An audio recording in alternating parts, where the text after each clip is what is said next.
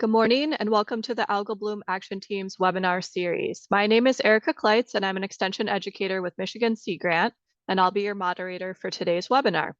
Today's webinar will feature Nicole Wagner, assistant professor at Oakland University, who will explore how anthropogenic nutrient enhancement and imbalances of nitrogen to phosphorus ratios affect the ecophysiology and cyanotoxin concentration and quotas in cyanobacteria bloom-forming genera.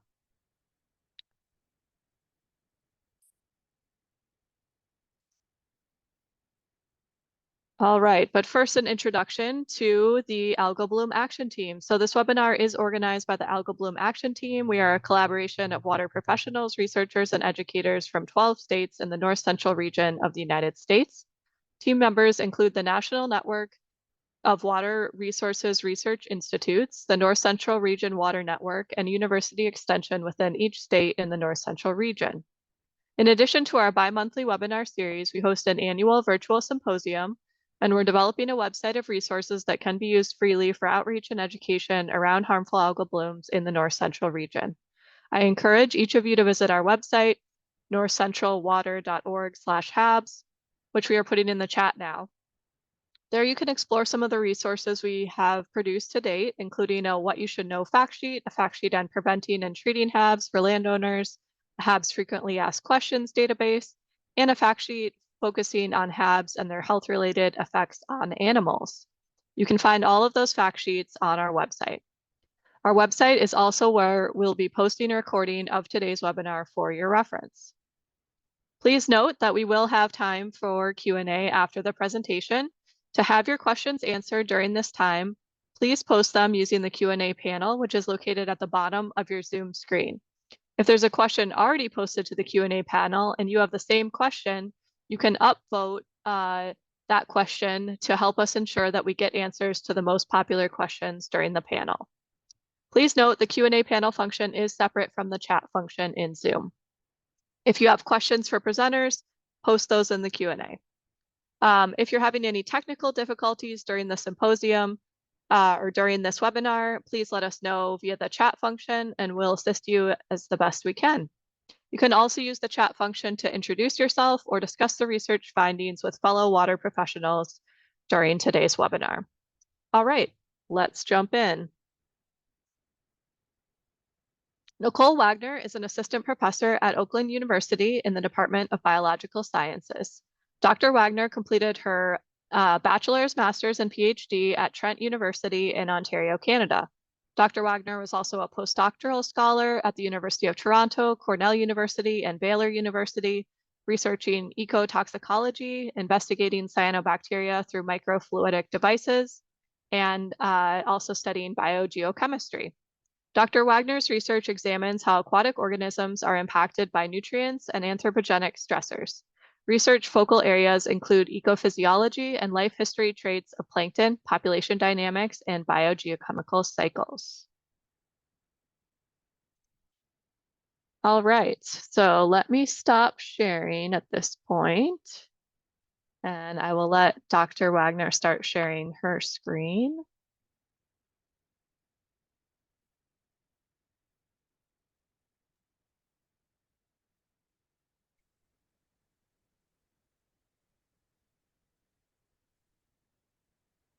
Everyone can see this? We're good?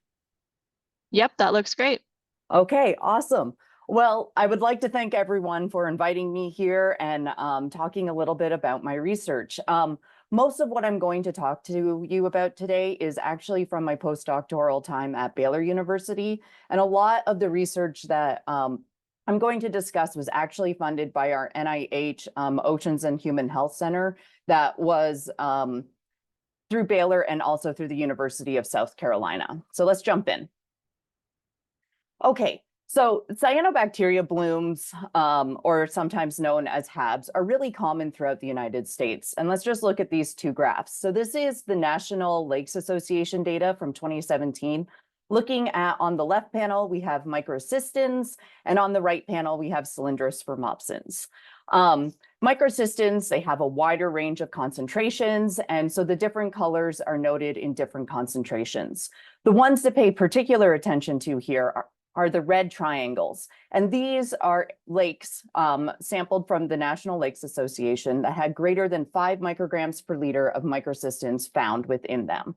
And you'll notice a good chunk of them are located in the Central Plains area and a couple also in the Southeast. Now, looking at cylindrospermopsin, there wasn't as high as concentrations. Generally, these were above 0.5 micrograms per liter, with the highest concentration of around 4.5 micrograms per liter of cylindrospermopsin.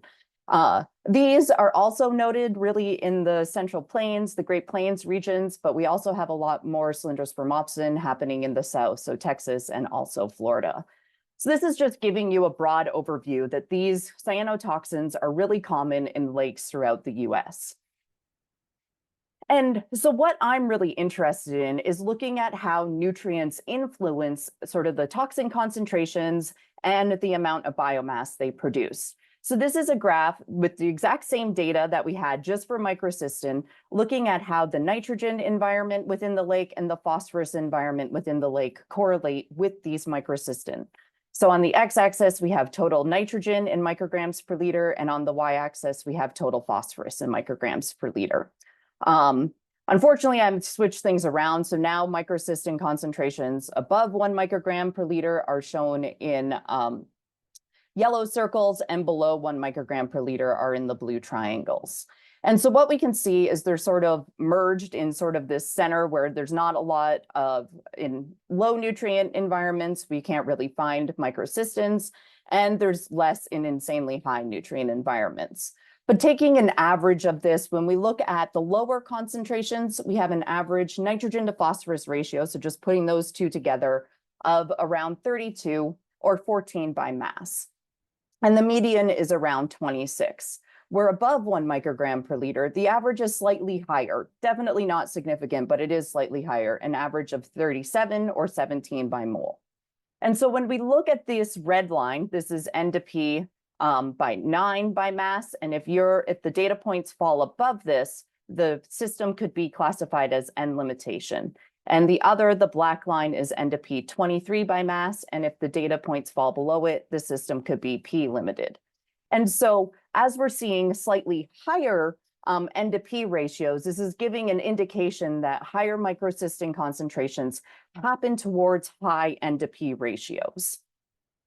And so what we wanted to do is we wanted to sort of look to see how this nitrogen and phosphorus, and particularly nitrogen, control cyanobacteria biomass and also toxicity.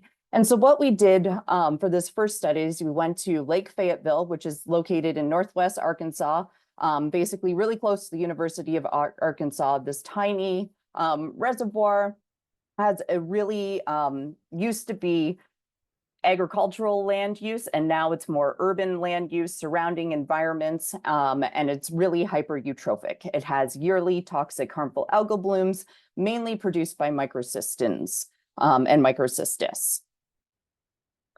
And so we were monitoring, and colleagues, Brian Haggard at the University of Arkansas and a few of us at Baylor, we were looking at how the microcystin also correlated with the nitrogen concentration. So this is time on the x-axis, and with the gray circles, we have the nitrate plus nitrite concentrations through time, and the open circles are the microcystin concentrations through time. And this is from the year 2019. And let's just focus on the gray circles at first. So what we can see is early on in the growing season, so just as the lake is beginning to get warm, we have really high nitrate-nitrite concentrations, almost 800 micrograms per liter. And as soon as the lake really starts to bloom, starts to grow, the temperatures are really warm, we see that nitrate drop almost basically to detection limits. And the odd time we have it's slightly above detection limits, but more or less stays almost negligible until October.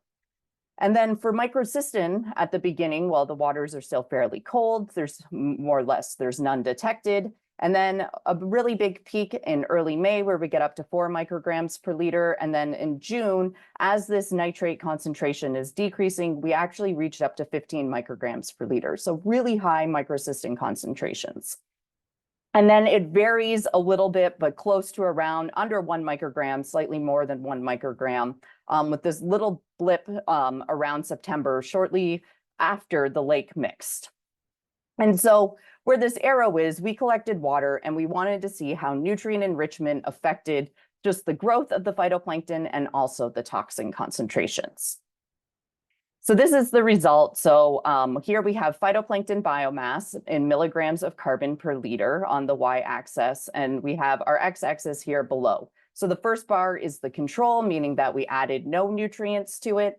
The second bar is we added a low amount of nitrogen. This was 50 micrograms per liter, 100 micrograms per liter, and 1,000 micrograms per liter. So low, medium, high concentrations of nitrogen added. And basically, as we're adding more nitrogen to this system, because it more or less was at detection limits, we're getting more phytoplankton growth, especially at our medium and high concentrations over our bioassay. And when we look at what's happening to the microcystin results, we look at the next panel. This is just total microcystin. So if we added them all together, or if you were to measure this with an ELISA, you would get a similar response. Again, on our highest concentration of nitrogen added, we see this significant increase of total microcystins found within our bioassay. And then looking at the congeners, because microcystin can come in over 200 different congeners, we were able to measure microcystin LA, so leucine, alanine attached to that microcystin. Again, we're seeing it in the highest nitrogen added. We have higher microcystins. Microcystin LR, one of the most common microcystins, again, really high in our highest nitrogen added. And even the RR and the YR were actually able in the medium and the high, so that 500 micrograms per liter and 1,000 micrograms per liter addition, we were able to get significantly higher of those microcystin congeners compared to the control. And so this is sort of indicating that, okay, so as we're adding nitrogen to the system, we seem to be able to increase phytoplankton biomass and also increase the microcystin concentrations. And why would that be? Let's just take a look at the toxins themselves. So here is the microcystin LR. This is the molecular structure, and I have all the nitrogen circled for you. There is 9 there. Cylindrospermopsin, the other common one, there's 5, and then anatoxin, the final common one, and there's only 1 nitrogen. So when we look at this carbon to nitrogen ratio, a lower ratio would mean that there's more nitrogen per carbon, where a higher ratio would mean that there's less nitrogen per carbon. So microcystin has a C to N ratio of 5.7, and it's 14% nitrogen by mass. Cylindrospermopsin has an even lower C to N, so it's even more N-rich. It has a C to N of 3.5 or 16.8% by mass. And anatoxin is relatively N-poor with a C to N of almost 12 and an N concentration of 8% by mass. So this is giving us an indication that nitrogen and microcystin, there's connection, or cylindrospermopsin, there's connections that they have a high nitrogen demand, and when we're adding nitrogen to the system, we can sort of increase the amount of toxins present. And let's just look at these cyanobacteria, what their carbon to nitrogen ratio sort of looks like. So this is partially a meta-analysis and a lot of data that we collected looking at the microcystis. Here you can see that their carbon to nitrogen ratio ranges by a lot. So we have around 5, which is really nitrogen rich, all the way up to almost 20, which is really nitrogen poor. Dolichospermum, Aphanosomena, and Cylindrospermopsis, now Raphidiopsis, they're all more or less around 5 to close to maybe 10. So they have less plasticity in their carbon to nitrogen range. And I graphed on horizontal lines the different common cyanobacteria toxins. And so this lowest orange line, this is saxitoxin, our most N-rich cyanotoxin. And then we have cylindrospermopsin in the light blue, microcystin in the blue, and up here almost at the 10 is our anatoxin. And what I want to highlight here is that even though overall the amount of biomass and toxins is relatively low, they are demanding more nitrogen than what is generally found within their cells. So it's possible that the nitrogen content given to them could really influence how much toxin they're able to produce. And The other thing, the reason why some of those organisms had a lot less plasticity, the Dolichospermum, Cylindrospermopsis, and Aphanosomnia, they have less plasticity when they're growing over a range of nitrogen because they're actually able to fix atmospheric nitrogen. So they take that nitrogen out of the environment, out of the atmosphere, and they convert it into ammonium. And then that ammonium can be used for growth or producing toxins or whatever they want. So generally, the freshwater cyanobacteria, they will use nitrate or nitrite, ammonium, urea first before they ever go to fix nitrogen because it's so energetically costly. However, when they run out of available nitrogen, they form these specialized cells called heterocysts, and this is where nitrogen fixation happens. And these heterocysts are formed in around 24 hours after all the nitrogen is depleted from the environment that they can use. And once they're formed, they remain on the filament for most cyanobacteria, not all. Cylindrospermopsis or Raphidiopsis now will actually drop them if nitrate is reestablished. And they will continue to fix nitrogen as long as there's no available nitrate or ammonium present within the water. And this is a really energetically costly function, but it does allow them to access this nitrogen that the other Microcystis is not allowed. So this sets up sort of a gradient. So we have some organisms, the really common one, Microcystis, that can't fix nitrogen and produces microcystins, where we have other ones that can fix nitrogen and produce either N-rich or N-poor toxins. And it really sets up a nice analysis to look at how nitrogen will affect their growth and the toxin production in all of these different organisms. And that's basically what a good chunk of my postdoc at Baylor University was to grow all of these different cyanobacteria under a gradient of nitrogen conditions and monitor how their growth and toxin production was affected by it. So what we did is we grew Aphanosomnia flossaqua. This was from the France culture collection, PCC 7905. Dolichospermum flossaqua. This is from the German culture collection, and Microcystis from the University of Texas culture collection. And we basically had a common experiment, which we did all of these under, so they're really comparable to one another.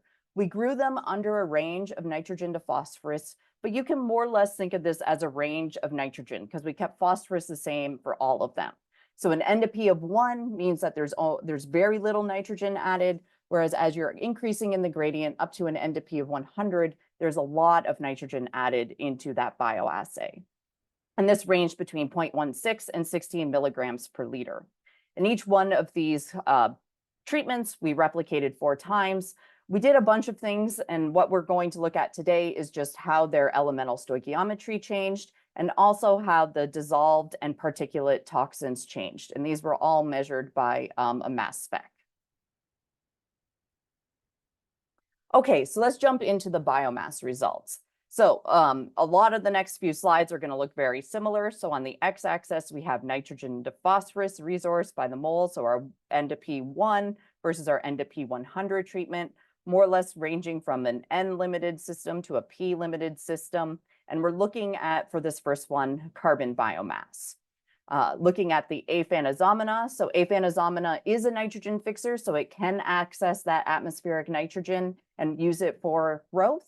And we found it's relatively variable, but there wasn't a whole lot of differences between the N to P treatments for biomass. More or less, they happen to form around 12 to 15 milligrams in our bioassay. Our Dolichospermum, well, I just told you, was a nitrogen fixer in the last few times. This particular Dolichospermum actually was not able to fix nitrogen. We have no evidence of it fixing nitrogen, so it acted more like a non-nitrogen fixer. And so what we found was at really low nitrogen concentrations, the NDP1, it produced very little biomass, and then it sort of saturated around 10 milligrams per liter.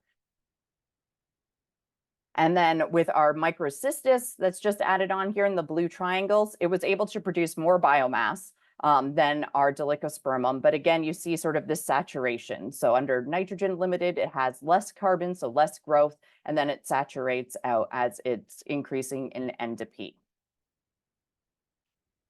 All right, looking at the carbon to nitrogen ratio. So the x-axis is the same. Again, if we remember, lower C to N means that there's more nitrogen, higher C to N means that there's less nitrogen, and our aphanosomena.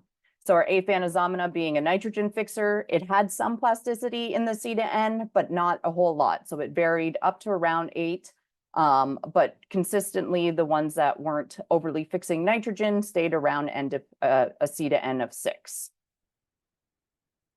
Our Dolichospermum was similar in terms of plasticity. It varied between around just under 6, 5.5 to upwards of 8. And our Microcystis, the non-nitrogen fixer, had a lot of plasticity in their carbon to nitrogen environment. So we got it up to almost a C to N of 17, so really, really low carbon compared to the nitrogen. And as you increase the nitrogen, its C to N drastically decreased. All right, looking at the cyanotoxin results. So this is just the concentration that was in the bottle with our bioassays. So if you remember looking at our aphanosomena, we had very similar biomass and we had very low plasticity of the C to N. However, when we look at the concentrations of cylindrospermopsin, so this aphanosomena produces cylindrospermopsin, the really N-rich toxin, we actually sort of see a saturation function. So under low N conditions, even though they had similar biomass, they actually weren't able to produce very many cylindrospermopsin toxins, and then it somewhat saturated out. For Dolichospermum, similar results where almost none were detected in the really nitrogen limited environments and then slightly increased as we increase the amount of nitrogen. And similar also for the Microcystis that produce microcystin. And so what we are thinking here is that we know that this is just in the bottle and we know that there's different cells. So maybe if we standardize this by cell quota, we would actually begin to see sort of more of a pattern emerge on how nitrogen affects the cyanotoxin concentrations. And so looking at the cell quota again, so this is cylindrospermopsin, we see somewhat of a similar pattern. So under really low nitrogen conditions, even though they're growing the same and their C to N ratio isn't really that much different, so their nitrogen demand is appearing to be equal, whether it's low nitrogen or high nitrogen, we see this decrease in cylindrospermopsin at low N to P. So even though they're fixing, they're unable to meet the demand to continuously provide more N for toxin production. And under high N to P environments, they sort of saturate out. With Dolichospermum, I forgot to mention that it is producing anatoxin, so that really low nitrogen. We actually see when we do a cell quota, a slight decrease under, it's really high, under really low N environments, slightly decreases and then increases. However, the best fit was just a linear regression. So low under really low N conditions and then increases under high N conditions. And then with our Microcystis that's producing microcystin, we see this saturating function. So again, really low under really low N conditions and then saturates and more or less doesn't increase as you increase the amount of nitrogen. So what's this all telling us? Whether it can fix nitrogen or not, there seems to be a common response. So in nitrogen limiting conditions, there seems to be less cyanotoxin concentration and also cell quotas produced compared to high nitrogen environments or high N to P environments. Now, these experiments were all done with one form of nitrogen. It was done with nitrate. And we know that other forms of nitrogen are common in the environment.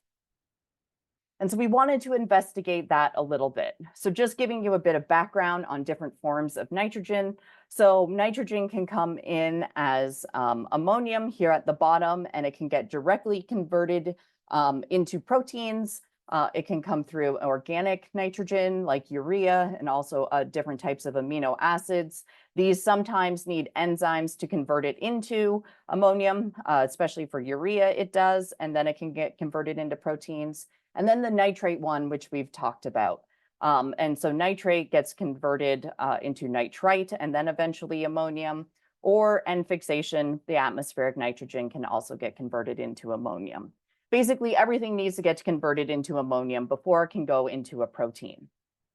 And these, depending on the enzyme used to help convert it into ammonium, they have different cofactors of trace metals. And so not only does the nitrogen form matter, but potentially also the trace elements could also really change the cyanotoxin concentrations in these blooms. And so that was what we wanted to look at next, was how does this nitrogen form and just the concentration of different micronutrients would interact to affect the biomass and microcystin in microcystis populations. And so what we did is that we grew a common microcystis strain, LE3, that was isolated from Lake Erie a while ago. We did very similar things to our last experiment. We kept the phosphorus the same, and we had two different N to P levels, a low N and a high N, basically giving us the widest gradient possible. And we had two N forms, urea and nitrate. So we had an organic form and the one that we've just previously used. And we had two micronutrient concentrations, high and low. We grew them for 14 days. And again, we're going to look at the microcystin and also just their biomass. We did a bunch of other stuff to them as well. So this top graph, what we have here is the microcystis biomass. And now our x-axis gets a little bit more confusing. I'm just showing the populations that were growing in low nitrate. So the first two bars were growing in low nitrate, and the other two bars were growing in low urea. And the first bar was low micronutrients. The second bar is high micronutrients. Again, low micronutrients, high micronutrients. Looking at the top panel, the microcystis biomass, basically we can say in low N conditions, nitrogen form didn't matter, and also micronutrients didn't matter. They produce basically the same biomass regardless. Looking at the microcystin concentrations, so just the concentrations within the bottle, again, did not really matter whether it was nitrate or urea, low or high micronutrients. Now, we're going to look at what happened in high nitrogen conditions. So the biomass here, so again, we have low micronutrients, high micronutrients of nitrate, low micronutrients, high micronutrients of urea. What we can see is N form did matter. So the populations grown in urea, especially urea with high micronutrients, they were able to produce more biomass. So the blooms were able to get bigger compared to nitrate. And the micronutrients only mattered with the urea grown populations. Looking at the microcystin results, we actually see the opposite. So even though there's less biomass in the nitrate, we have more microcystin LR compared to the urea populations. So there's less biomass, but they're more toxic. So the nitrogen form does matter a fair bit, but not as much as the micronutrients don't really matter as much. It's really more of a nitrogen form question. So then when I started at Oakland, I really started thinking about, well, what other factors could really affect the growth and the microcystin concentrations? And the big one is temperature. We're having blooms all over the US at different times of the year, potentially dependent on temperature and what potentially that could tell us. And so how does temperature affect growth and also elemental composition? So when we do these lab experiments and we bring everything in and we grow organisms over a gradient of temperature, you're going to end up with sort of this unimodal curve where at low temperatures, they are growing slow, and at really high temperatures, they're also growing slow. And at some intermediate temperature, they make a point, and this is known as the temperature optimum that the organism is able to grow at. And that can also affect their nutrients within their cells, but not in the same manner. So the N to P optimum and their growth temperature optimum are not always the same temperature, and it may end up influencing microcystin production. So at temperature, the optimum N to P supply, so used for growth, it increases as temperature increases to a certain extent. And this is also organism dependent. So we can't use one for microcystis and apply it to Dolichospermum. But the reason for this is because phosphorus demand really decreases as you warm up because you need less phosphorus for growth, whereas nitrogen is more controlled by photosynthetic pigments and it stays relatively homeostatic regardless of the temperature. So you end up with increasing NDP for optimal growth. And so I wanted to see how these two factors influence growth and microcystin concentration in microcystis populations. So we took the same microcystis strain, LE3. We gave it a little bit different of a gradient. Instead of just low and high NDP, we gave it more really low all the way up to really high. So 2, 16, 30, and 50, that gradient. We grew it to under 5 different temperatures. And then we modified the N as either nitrate or urea. And then we measured the chlorophyll, the carbon and nitrogen, the phosphorus. And in this experiment, we also monitored other elements. So looking at the whole elemental composition of the microcystis populations. And so here is some of our preliminary results that we got. So on the top 2 panels here, this is for populations grown in NDP over that temperature gradient. And in the bottom 2 panels, these are the populations grown over NDP of 30. On the x-axis, we have temperature, so our 20, our coolest temperature, all the way up to the 32. And on the y-axis for the top and bottom panel here, we have chlorophyll. So how much, it's another metric of biomass, sort of like the carbon, how much was produced. Our data points are for urea in green and black for nitrate. And so similar to this optimal growth where you see this curve relationship, we're seeing this curve relationship again, but they're not the same. So under cold temperatures at NDP 16, the urea did not grow as much. There was less chlorophyll in the populations compared to the nitrate. And then as temperatures warmed, there was very similar chlorophyll between the 2 types of nitrate, or between the 2 types of nitrogen grown. And the bottom panel looking at NDP 30, it's not the same pattern. So not only is it nitrogen form, it's also the N to P ratio dependent pattern. So there is still slight differences, but it's not nearly as drastic when we increase that nitrogen concentration. They're very similar, and it happens at a much lower temperature. So here we have 23, that was still different, whereas it's N to P 30, it is no longer different. All right, looking at the N to P ratios here for temperature. Again, we have temperature on the X, and this is the nitrogen to phosphorus within the microcystis. So the urea populations under cold, whether it's nitrate or urea, they were the same.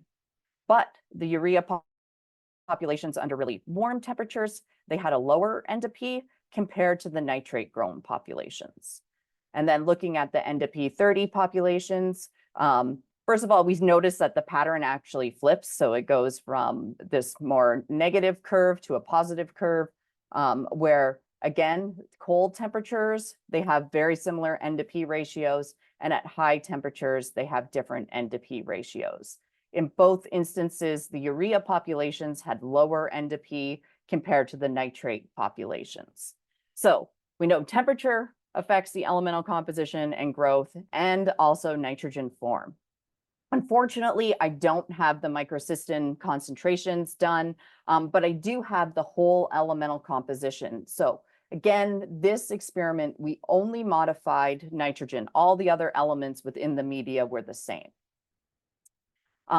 This is the elemental composition of populations grown at 20, and this is the elemental composition of populations grown at 29. This is a principal component analysis. Basically, if you notice that the data points are closer together, they have a more similar elemental composition. And if the data points are further away, they have a less similar elemental composition. And these arrows were all of the elements that we were able to measure. And really the take home from this, at 20 degrees Celsius, or our coldest temperature, you can see sort of separation by color. And the color is the N to P supply that we use. So we have the 16 and the 30 I was just showing you, but also the 50 on here as well. And the circles versus the square, that's the nitrogen form. And you can notice that there's circles and squares sort of together all over the place. So at colder temperatures, it seems like the nitrogen form didn't really affect elemental composition. But now when we raise the temperature to 29 degrees Celsius and look at the same points, so look at those populations, again, you can notice that the colors are separated. So there's differences in their elemental composition by N to P.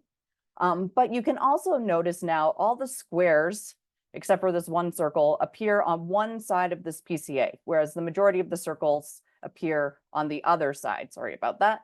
And so this is actually showing us that the elemental composition based on nitrogen form at higher temperatures is different.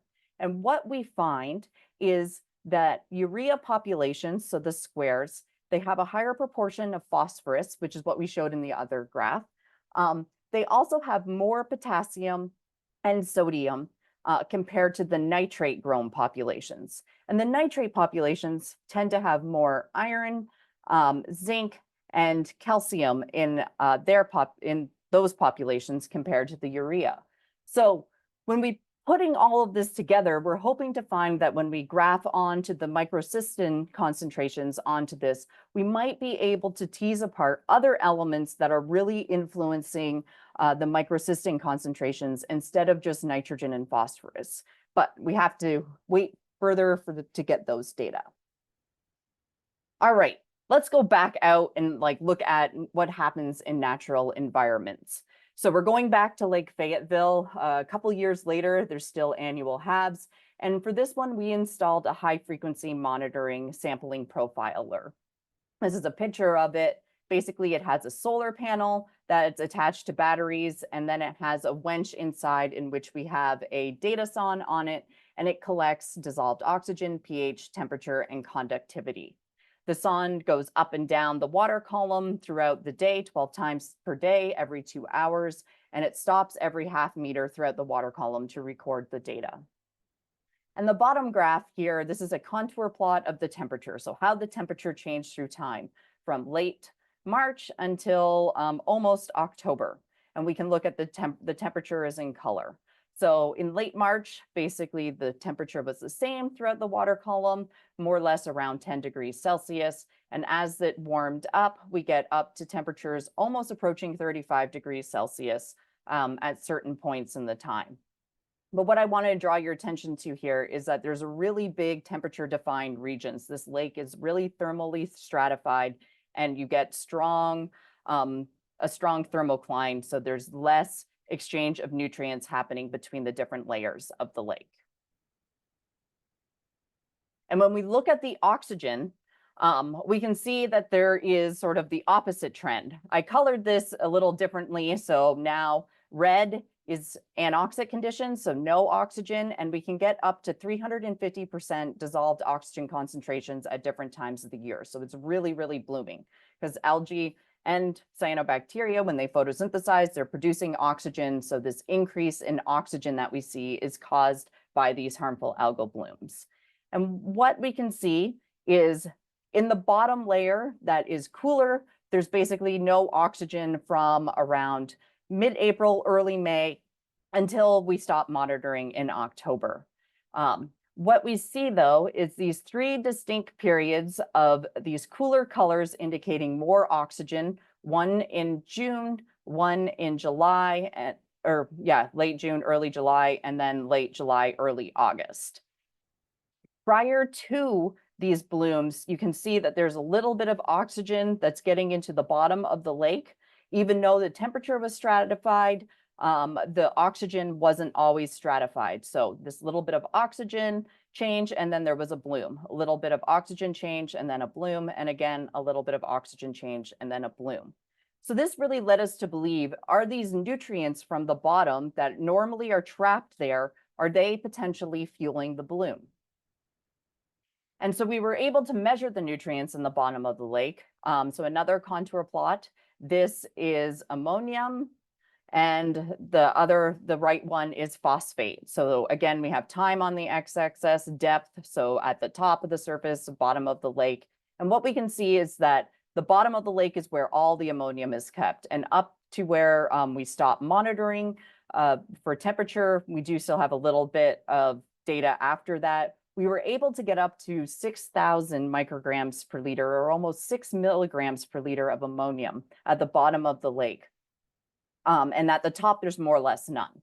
Similarly, with phosphate, we were able to get up to around 300 micrograms per liter in a couple time periods, with a little bit of decrease in between those time periods. So all these nutrients are really found at the bottom of the lake, and we're wondering if that could be potentially fueling the blooms.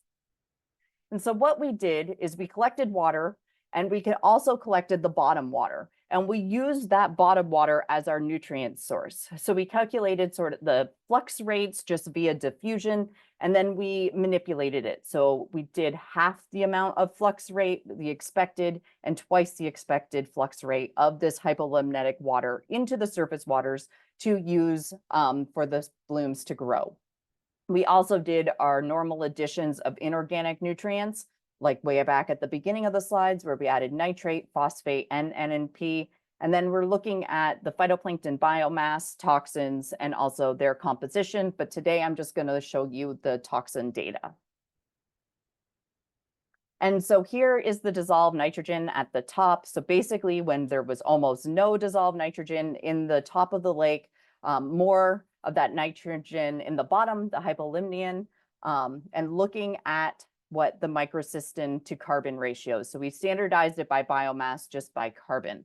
And we have our different treatments here on the x-axis. So the control, where no nutrients are added, the hypo, meaning that we took that bottom water and we added it, half the expected, and twice the expected, and then our inorganic nutrients. And what we can see here is early on in the season in June, either the inorganic nutrients or the hypolimnion really didn't change the microcystin concentrations. If anything, adding inorganic nutrients potentially decreased the microcystin, likely caused by a community shift. It seemed like there was more green algae compared to cyanobacteria found, especially when we added phosphorus. Going on to our July sampling, we're beginning to see a pattern emerging with the hypolimnetic oxygen or hypolimnetic nutrients. Again, so we have our controls where we didn't add anything, and then adds with our hypolimnetic waters, you're beginning to see an increase, although not significant yet, in microcystin concentrations. When we add nitrogen, though, you are seeing that increase in microcystin. So that, again, that inorganic N is producing more microcystin within the bloom. And phosphorus and NDP, again, there was a community shift to more greens and less cyanobacteria through time. And then looking to August, this is where you really begin to see that that bottom waters can fuel harmful algal blooms and also toxin production. So in our controls, the half the expected hypolimnion and the expected hypolimnion weren't really able to do it. But if there was a little bit of a mixing event that allowed some more nutrients to go into the epilimnion, the top surface waters, they were able to produce more microcystins. And again, same with when we added our inorganic nitrogen. And the P and NP, again, there was a little shift of the community, but not that much later on in the season. And then by September, basically that is no longer present. So whether we're adding the hypolimnetic nutrients or inorganic nutrients, we're not really changing that microcystin to carbon ratio. So the microcystin concentration is more or less the same. We are getting a lot more variation in the phosphorus and NDP treatments, though. And so what's this all telling us? So basically, we found that the biomass more or less was the same. That data is not present, or not, I didn't show that, but the biomass was more or less the same. So this really is showing that the increase in microcystin concentration was caused by that hypolimnetic nutrient addition for the months of July and August. So when the lake becomes really P limited, July, August, and September, when we add those nutrients, it potentially can increase the microcystin concentrations without really changing the biomass. And earlier on, adding phosphorus really changed the community, which is why those microcystin results were decreased. And so, yeah, we found that these internal nutrients can affect the microcystin concentrations. And sort of the story that I'm sure everybody has heard is that we really need to control both phosphorus and nitrogen to decrease the likelihood of a toxic cyanobacteria bloom. And with that, I would like to thank my former lab members at Baylor and also my current lab members at Oakland, and I would be happy to take any questions.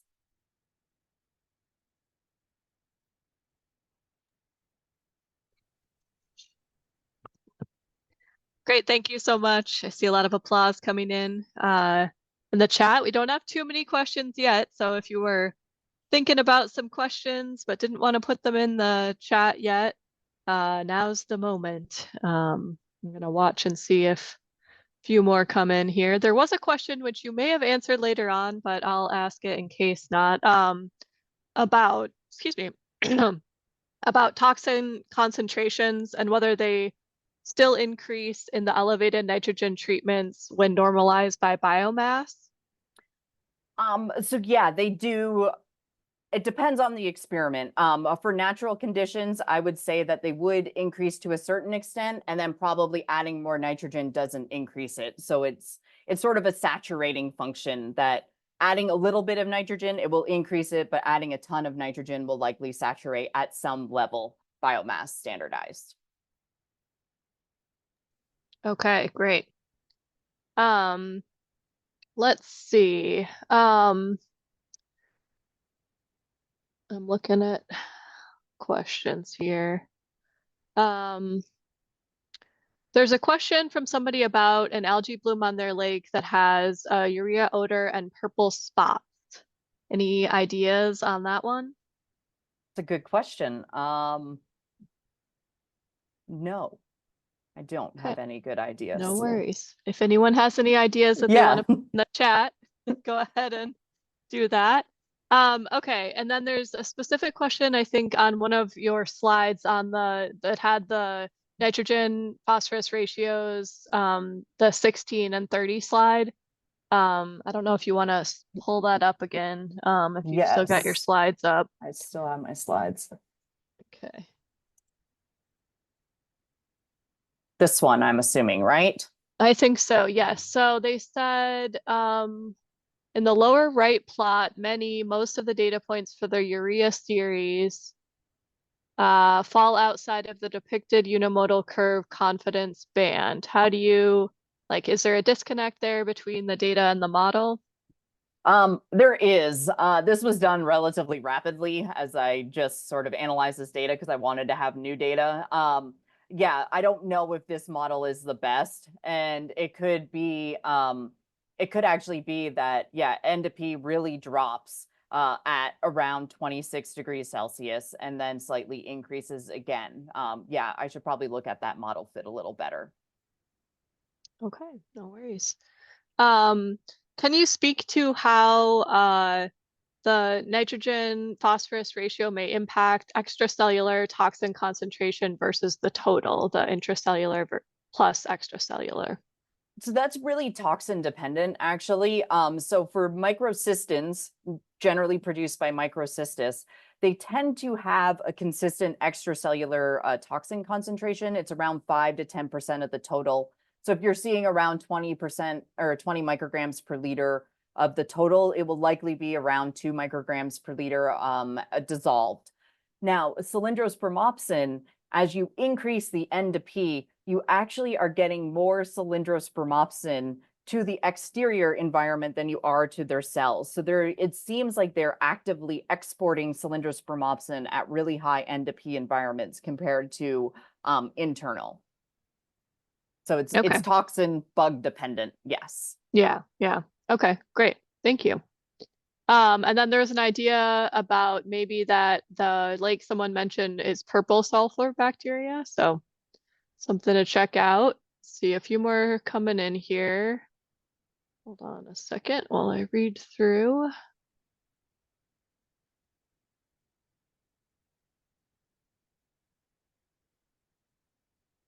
Okay. Um, can you comment on how sediment nutrient internal loading mix during the season beyond temperature mixing? It's a very good question. We actually just had a paper published in L&O. It came out today, where we were forecasting the oxygen dynamics of that lake. So yeah, you would typically not expect the lake to mix when it is thermally stratified. I think what's happening here is there's some weird hydrodynamics going on because it is such a shallow, small reservoir, and we were monitoring really close to the dam. I think that there might be a little bit of downwelling or upwelling that's bringing in the nutrients, but not enough to actually change the temperatures. The stratification is still sort of stable. I know that's sort of a hand wavy, not great explanation, but it's the best I got for right now. No worries. Thank you. Given that some cyanobacteria can move up and down in the water column substantially, for example, being able to access those hypolimnetic waters at night in sunlight during the day, how might light modify the application of your lab results in a more natural setting? Any plans to look at that? Yeah, no, I am planning to look at light in natural settings too, but also in lab environments. There has been some stuff done with microcystin where in low lights, there actually are producing more microcystins compared to really high lights. Again, so you're seeing a reverse of like more of our nitrogen curve. But yeah, too much light, they're not able to produce that much microcystin. At some level, it's more optimum. Compared to other light levels. But so yeah, so looking at sort of them moving throughout the water column, their growth rates probably aren't fast enough for the microcystins to change based on light because they're growing probably, they're dividing probably once every 2 to 3 days in a natural environment. So they're probably using those nutrients more for fueling growth, for division, and also generating more microcystins than the light aspect of it. Okay.